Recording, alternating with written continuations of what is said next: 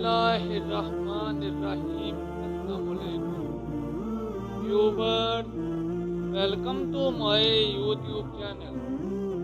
दोस्तों, हमें जब भी कोई मुसीबत दरपेश हो तो हमें अल्लाह ताला की तरफ रजू करना चाहिए और अल्लाह ताला से मदद मांगनी चाहिए।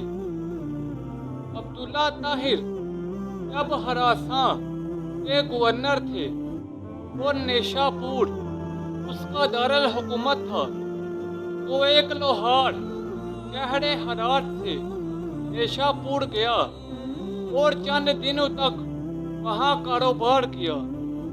फिर अपने अहलो याल से मुलाकात के लिए वतन लौटने का इरादा किया और रात के पिछले पहर सफर करना शुरू कर दिया। इन्हीं दिनों अब्दुल्ला ताहिर ने सिपाहियों को हुक्म दे रखा था कि वो शहर के रास्तों को महफूज बनाएं ताकि किसी मुसाफिर को कोई खतरा लाहक ना हो। इत्तेफाक ऐसा हुआ कि सिपाहियों ने उसी रात चंद चोरों को गिरफ्तार किया और अमीर हरासां अब्दुल्ला ताहिर को इसकी खबर भी पहुंचा दी। लेकिन अचानक उनमें से एक चोर भाग गया। अब ये घबराए, अगर अमीर को मालूम हो गया कि चोर भाग गया है तो वो हमें सजा देगा। इतने में उन्हें सफर करता हुआ ये लोहार नजर आया।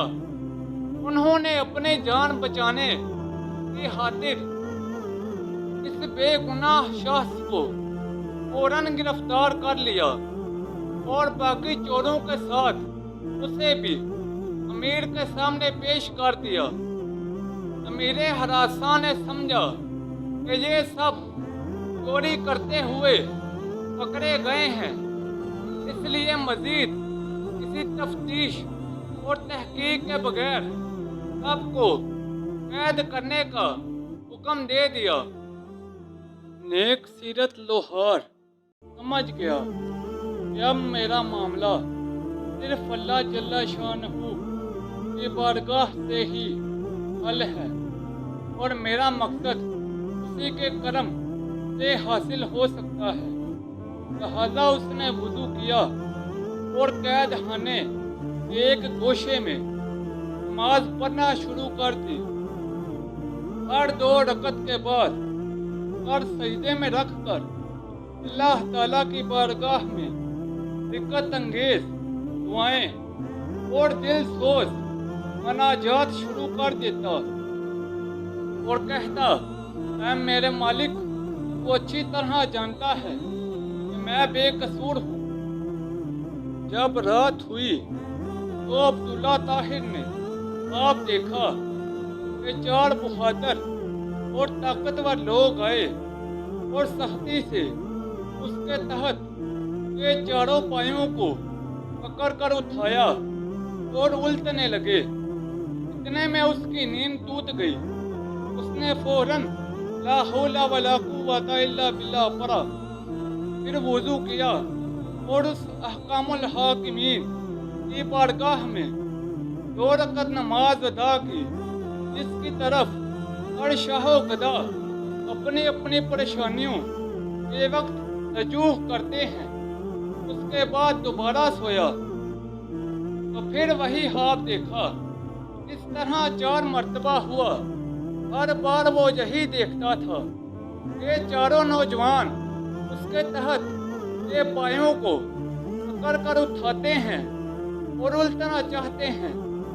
मेरे हरासां अब्दुल्ला ताहिर इस वाक़े से घबरा गए और उन्हें यकीन हो गया कि ज़रूर इसमें किसी मजलूम या का असर है। मेरे हरासां ने रात ही में जेलर को बुलवाया और उससे पूछा कि बताओ, तुम्हारे इल्म में कोई मजलूम शख्स जेल में बंद तो नहीं कर दिया गया? जेलर ने अर्ज किया, علی جا، میں یہ تو نہیں جانتا یہ مظلوم کون ہے، لیکن اتنی بات ضرور ہے کہ میں ایک شخص کو دیکھ رہا ہوں جو جیل میں نماز پڑھتا ہے اور رکعت انگیز اور دل سوز دعائیں کرتا ہے۔ امیر نے حکم دیا اسے فوراً حاضر کیا جائے۔ جب وہ شخص امیر کے سامنے حاضر ہوا تو امیر نے اس کے معاملے کی تحقیق کی۔ معلوم ہوا کہ وہ بے قصور ہے۔ امیر نے اس شخص سے معذرت کی اور کہا، آپ میرے ساتھ 3 کام کیجئے۔ نمبر 1، آپ مجھے معاف کر دیں۔ نمبر 2، میری طرف سے 1000 درہم قبول فرمائیں۔ نمبر 3، جب بھی آپ کو کسی قسم کی پریشانی درپیش ہو تو میرے پاس تشریف لائیں تاکہ میں آپ کی مدد کر سکوں۔ ایک سیرت لوہار نے کہا، آپ نے جو یہ فرمایا ہے کہ میں آپ کو معاف کر دوں تو میں نے آپ کو معاف کر دیا، اور آپ نے جو یہ فرمایا کہ 1000 درہم قبول کر لوں تو وہ بھی میں نے قبول کیا۔